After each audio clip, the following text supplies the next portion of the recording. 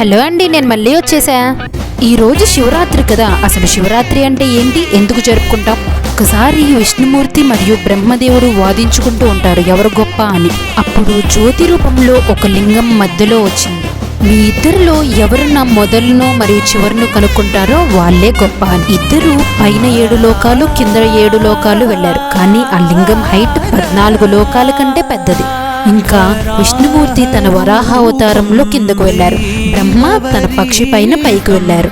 విష్ణుమూర్తి నాకు కనిపించలేదు అని అంటారు, కానీ బ్రహ్మ తనకి కనిపించింది అని అబద్ధం చెప్పారు. బ్రహ్మ అబద్ధం చెప్పారు కాబట్టి అతన్ని ఎవరు పూజ చేయలేరు అని లింగం నుండి కోపంగా వాయిస్ వినిపిస్తుంది. బ్రహ్మకి ఆ లింగంలో ఉంది శివుడు అని తెలిసి తన తప్పు తెలుసుకున్నాడు.